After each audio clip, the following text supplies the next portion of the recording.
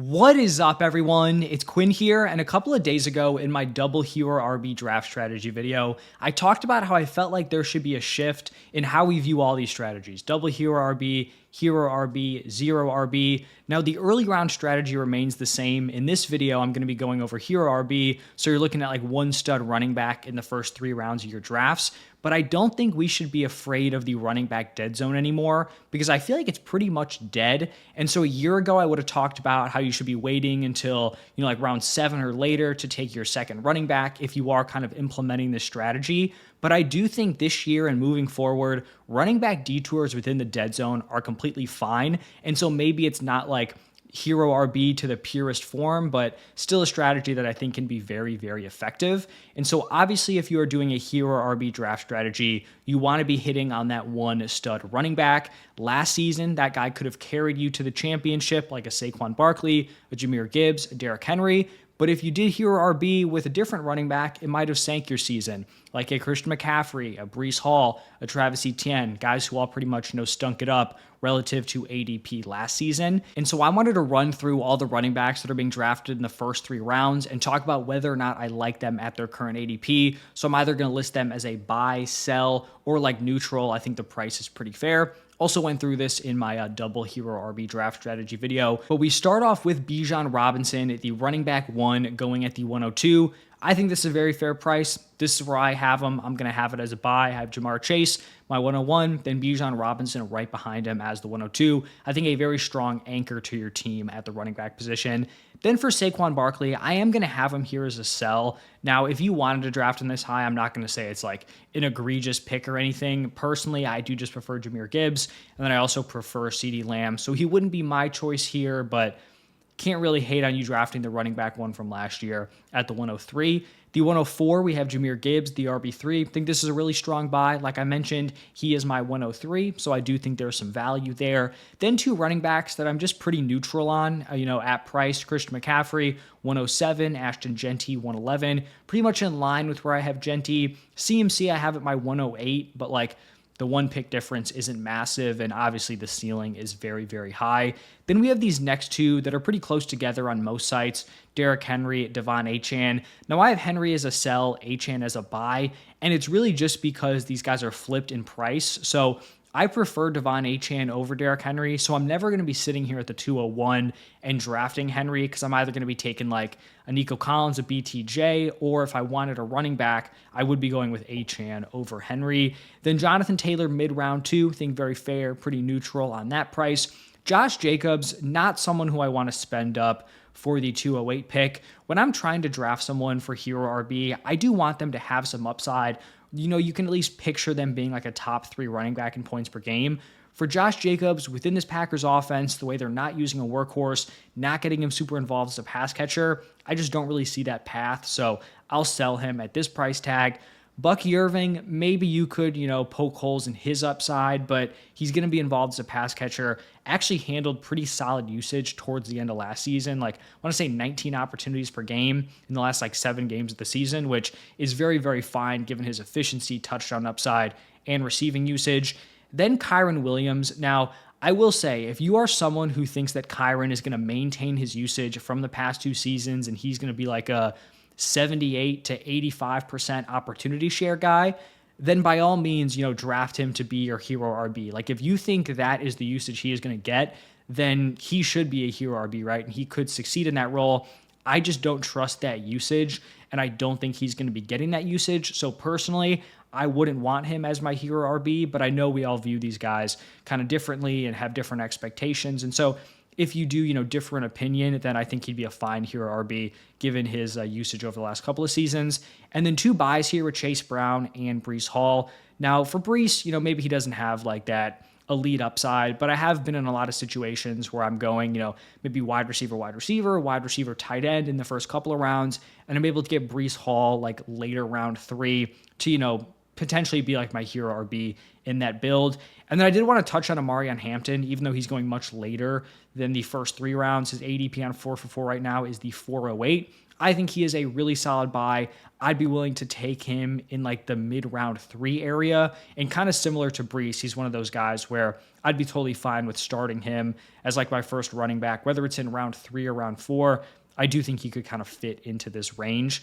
Now we're going to dive into 3 different mock drafts, kind of showing how I implemented the hero RB draft strategy without trying to be super rigid, like I had been in previous seasons. So we're going to start off here with a mock draft from the 101. And like I talked about earlier on, Bijan is my 102, but Jamar Chase is my 101. So best player available, that is the pick. I want to make it very clear that I don't go into any draft saying, all right, I'm drafting a hero RB team. I'm drafting a double hero RB team.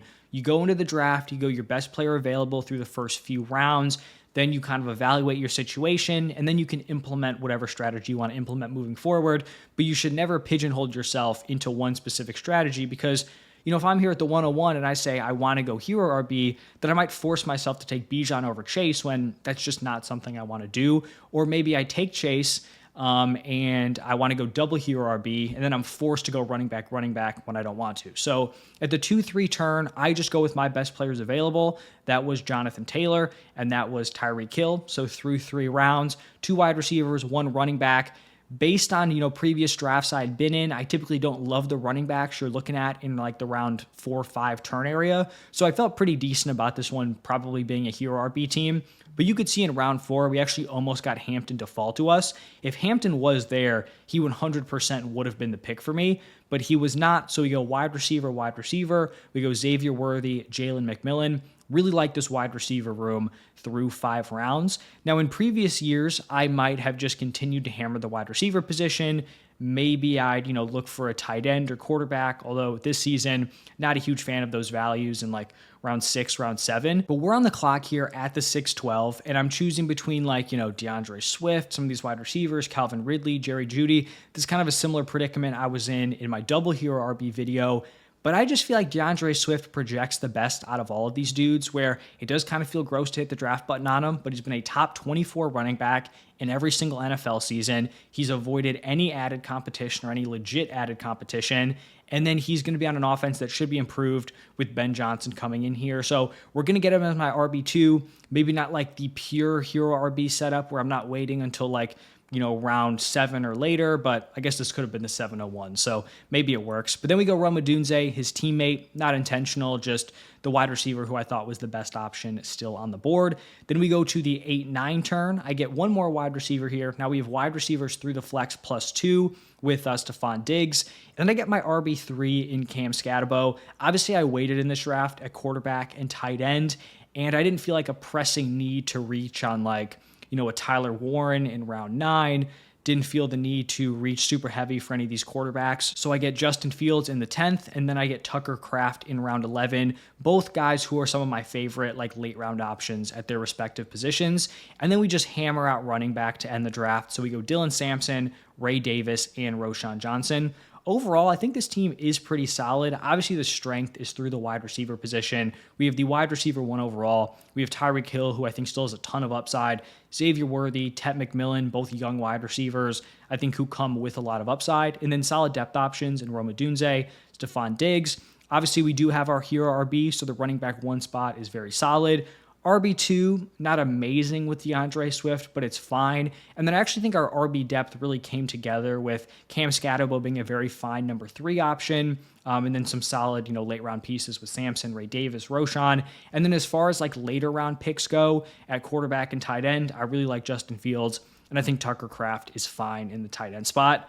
Now, this next draft is going to be from the 106, and this is kind of one of those more unique hero RB builds that I was talking about with a Breece Hall or an Amarion Hampton, where through 2 rounds with my best player available, we go CeeDee Lamb at the 106, then we go Brock Bowers at the 207. At this point, I'm still going best player available. If this wasn't a running back, wasn't forcing it to be a running back here, but Breece Hall was my top option. So through 3 rounds, we have 1 stud wide receiver, the tight end 1 overall, and then Brees Hall, who I am higher on than consensus, but I do think he can be a solid running back 1 this season. So then we're getting into, round 4, round 5. You can see Hampton went in round 4, so he wasn't there. Not super interested in the rest of these running backs. We go Devontae Adams mid-round 4, which is a crazy value. Then we go Jalen Waddle mid-round 5, Travis Hunter mid-round 6. So 4 wide receivers I feel pretty good about. Obviously, Travis Hunter, probably sketchy to play early on in the season, but I think he has a lot of upside towards the end of the year.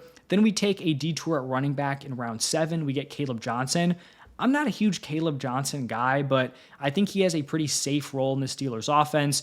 Don't think he has a crazy high ceiling, but I also feel like the floor is fairly secure. And then we get 2 more wide receivers here. Honestly, 2 of my favorite values on Sleeper with Jawan Jennings and Josh Dobbs. I mean, Jawan Jennings was like a fringe wide receiver 2 last year, and that includes a lot of games where he was not operating as the starter. And then Josh Downs, probably one of the most mispriced players in my opinion, where he was the wide receiver 28 in points per game on an awful offense.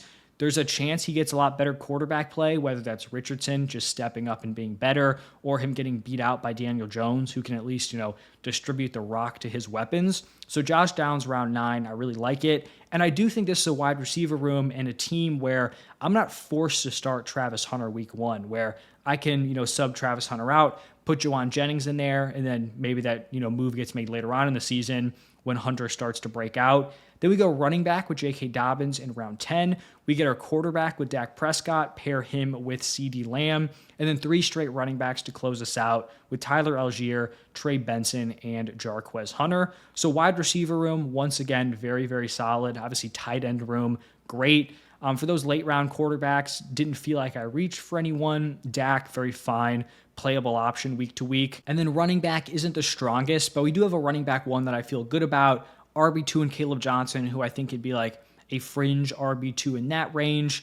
And then we get, J.K. Dobbins, who can be playable early on, especially if we don't really trust Caleb Johnson right out of the gate. And then, some handcuff options who could emerge as, injuries start to hit the position. Now, moving over to our 3rd and final mock draft here, this is going to be from the 111. And this one's actually really interesting because we did something I'm not going to do a ton of this year, but we went early round quarterback and early round tight end. Now, I've been very willing to go early round tight end, whether it is Bowers, McBride, now Kittle, who I'm really coming around on. But typically, I'm not drafting the quarterback position. I just think these guys are getting pushed up a little bit too high for my liking. But I think this was an interesting spot where I did want to try it out. Now, my best player available here would have been Amarian Hampton at the 311, but just wanted to show you guys some, different potential paths you could take. So we go CMC 111, best player available. We go Nico Collins 202, best player available. These are both guys who I think have the potential to be the number 1 options at their position. Obviously for Nico Collins, a little bit of a stretch, but